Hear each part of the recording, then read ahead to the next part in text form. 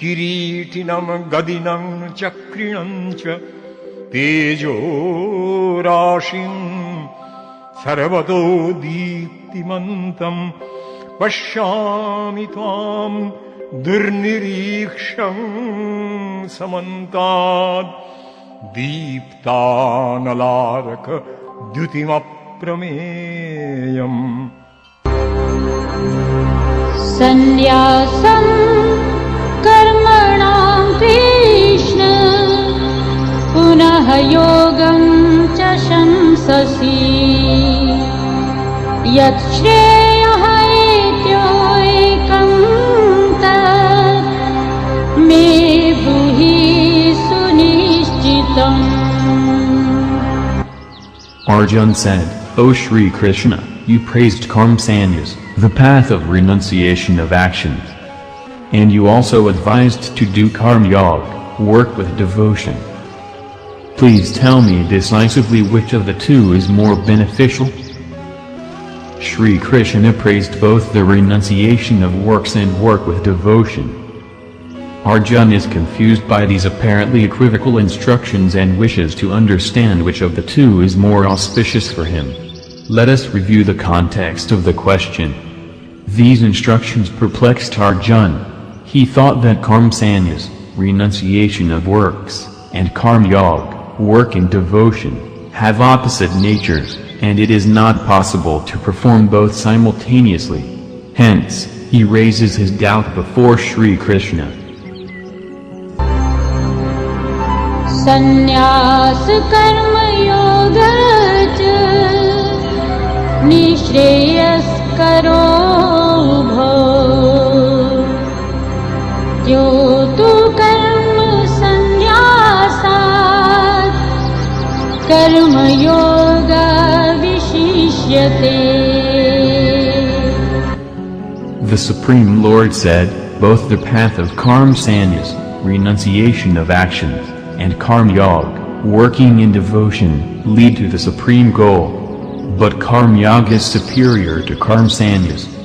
In this verse, Shri Krishna compares karma sanyas and karma yoga. It is a very deep verse, so let's understand it one word at a time.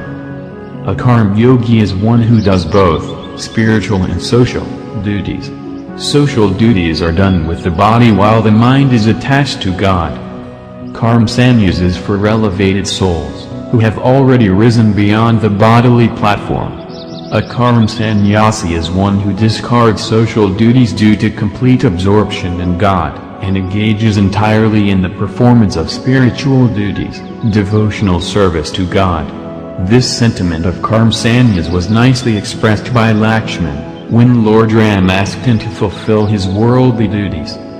However, in this verse, Shri Krishna extols karma yoga beyond karma sanyas and recommends it to Arjuna as the preferred path. This is because karma sannyasas are exposed to a danger. If, having renounced their duties, they cannot absorb their mind in God, they are left neither here nor there. In India, there are tens of thousands of such sadhus, who felt they were detached, and thus, renounced the world, but their mind was not yet attached to God. Consequently, they could not experience the divine bliss of the spiritual path. And so, although wearing the saffron clothes of mendicants, they indulge in grossly sinful activities such as smoking opium. Only the ignorant mistake their sloth as detachment from the world. On the other hand, karma yogis do both their worldly duties and spiritual practice. So if their mind turns away from spirituality, at least they have their work to fall back upon. Karma yoga is thus the safer path for majority of the people, while karma sanyas is only to be pursued under the expert guidance of a guru.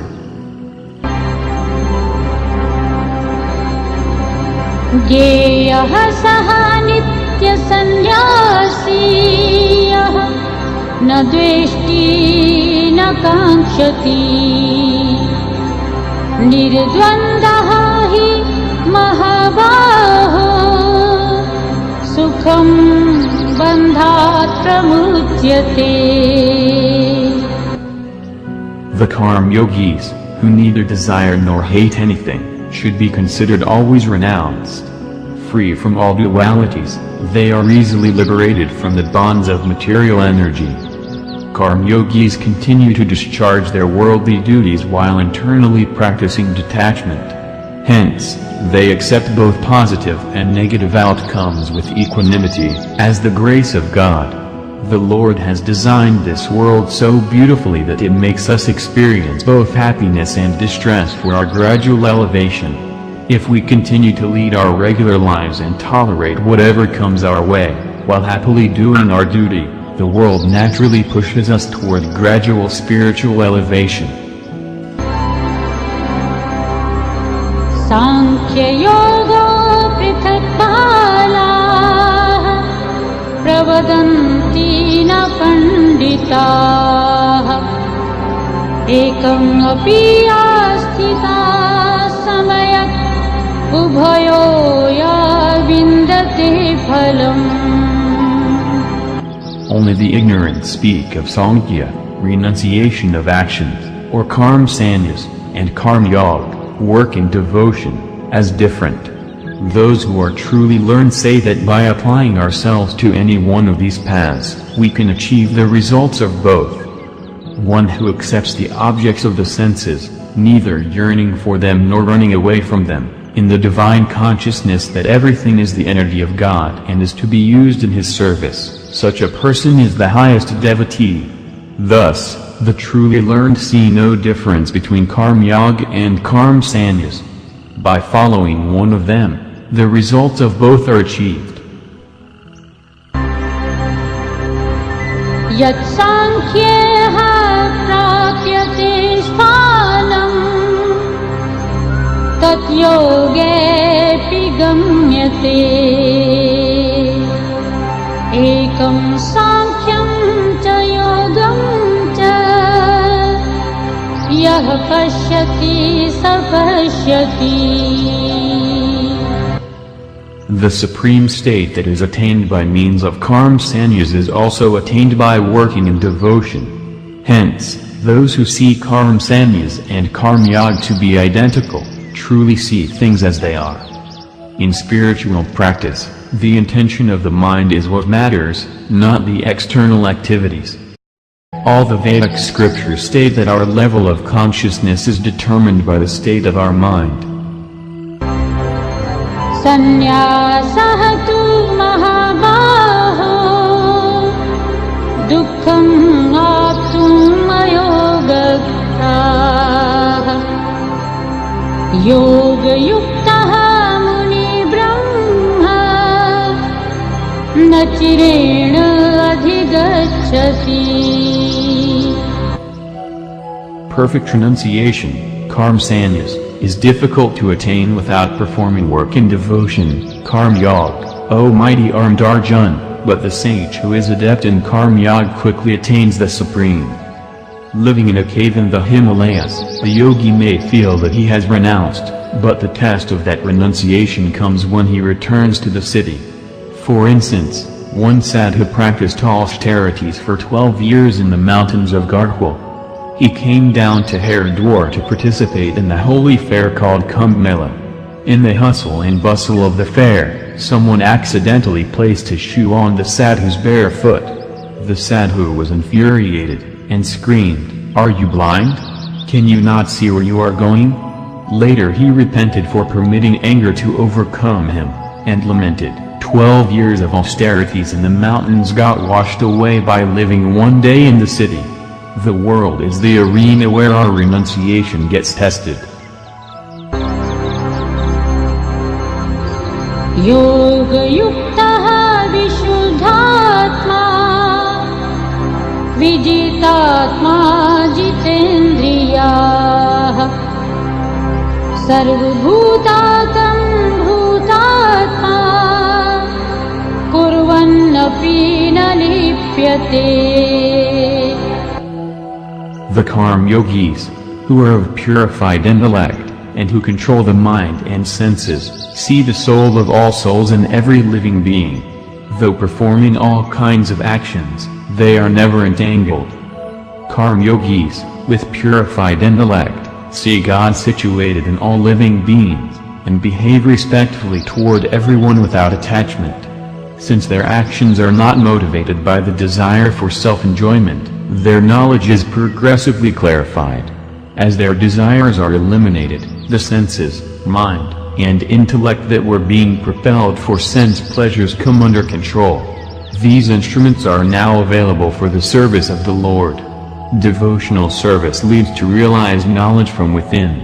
In this way, Karma Yoga naturally brings about these successive stages of enlightenment, and hence is no different from Karma Sanyas. नाएव किंचित करोमीति युक्तः मन्यते तत्त्ववित् पश्यन् शृण्वन् स्पर्शन् जिघ्रन् अश्नन् गच्छन् स्वपन् श्वसन् प्रलुपन् विसृजन् गृह्णन् उन्मिषन् निमिषन् अपि इन्द्रियाणीन्द्रियार्थेषु वर्तन्ते इति धारयन्. Those steadfast in this Karma Yoga always think, I am not a doer, even while engaged in seeing, hearing, touching, smelling, moving, sleeping, breathing, speaking, excreting, and grasping, and opening or closing the eyes. With the light of divine knowledge, they see that it is only the material senses that are moving amongst their objects. Whenever we accomplish anything substantial, we are overcome with the pride that we have done something great. The pride of being the doer of one's actions is a stumbling block to rising beyond material consciousness. However, the God-conscious Karma Yogis overcome this obstacle with ease.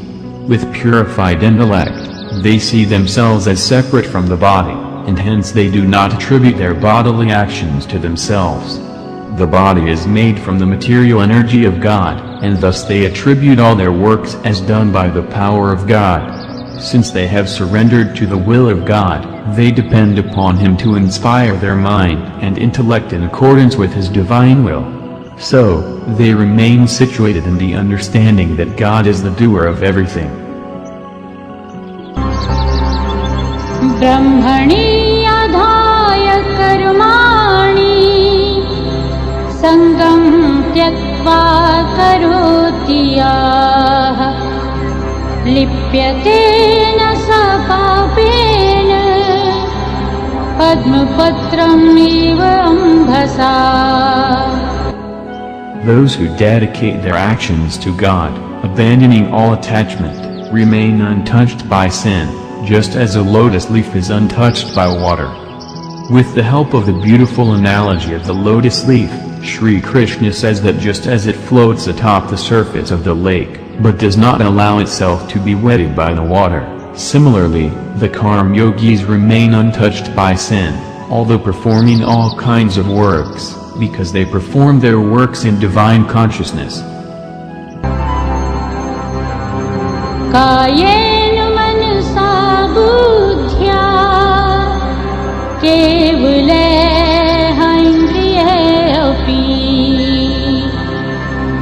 योगिनः कर्म कुर्वन्ति संगं त्यक्त्वा तं शुच्येत्. The yogis, while giving up attachment, perform actions with their body, senses, mind, and intellect, only for the purpose of self-purification.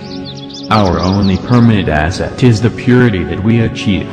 It goes with us into the next life, while all material assets get left behind. Hence in the final analysis, the success and failure of our life is determined by the extent to which we manage to achieve purity of heart. With this in view, elevated yogis welcome adverse circumstances, because they see them as opportunities for purifying the heart.